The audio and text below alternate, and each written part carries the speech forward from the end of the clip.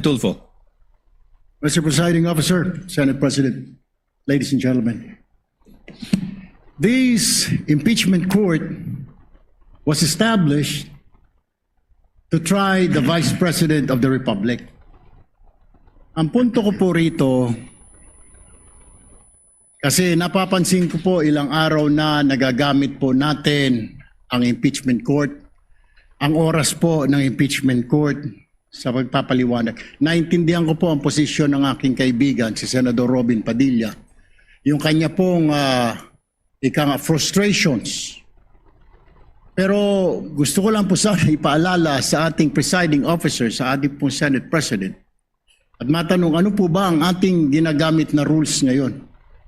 O pwede po ba yung mga problema po labas sa impeachment court na ito o labas sa kaso ng Vice President ay dadalhin natin dito?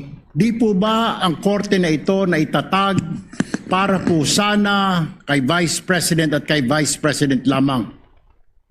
Mga ebidensya, mga testimonya, mga pahayag patungkol lamang po sana sa impeachment ng Vice President.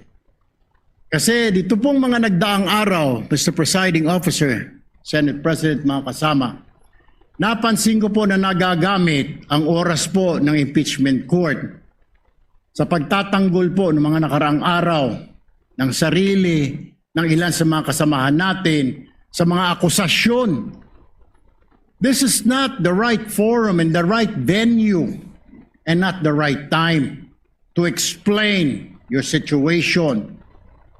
Kung gusto po ninyong mag-eksplika ng inyong mga saloobin, problema, maaari naman po ninyong gawin yan sa labas po ng oras ng impeachment court. Maaari pong sa press conference, nandyan naman po ang Senate media. Anytime po, nandoon sila sa Senate briefing room, press briefing room.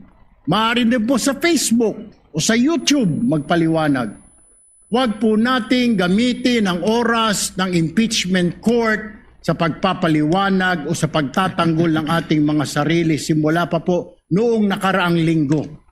Because the time we waste here to defend ourselves, defend what we believe or what have you, is an injustice to the Vice President. Yung oras po na ito dapat ilaan natin sa pakikinig sa depensa ng Vice Presidente, sa mga akusasyon laban sa Vice Presidente, hindi po pagdidepensa sa mga sarili natin kung tayo inaakusahan ng kung anong mga ahensya, kung tayo po ay may mga kaso, may mga investigasyon. This is not the right forum, Mr. Presiding Officer, Mr. President, Senate President. This is not the right place. This court was established, was created, the impeachment court, for the Vice President and Vice President only. This should be her time. This should be her forum, not our forum here na ilabas natin ang saloobin natin, mga sagot natin sa mga akusasyon, mga kaso laban sa atin. And this is not also the time, Mr. President, Mr. Presiding Officer, na hanapin yung mga kasama nating nawawala, nakakulong, dapat po doon sa Senado natin, sa sesyon natin, and not here in this court, Mr. Presiding Officer, Mr. Senate President. Kaya pakiusap ko lamang po sana sa ating mahal na Presiding Officer and Senate President, let us follow the rules. May rules ho tayo. Kung hindi naman ho patungkol sa Vice President na sasabihin natin, hindi naman po patungkol sa depensa o prosekusyon ng Vice Presidente natin, then wag na ho natin payagan na magsalita pa po dito because nasasayang. Because every minute, every hour that we waste away from the defense or from the prosecution of the case of the Vice President, it is injustice. It is called injustice to the Vice President, to her family, yung anguish, yung kanyang sama ng loob, yung oras na nakabinbin ang kaso na ito. Let us do this impeachment trial as quickly as possible. If we have to clear the Vice President, then let's clear her. If we have to prosecute, then prosecute her with the evidence kung meron.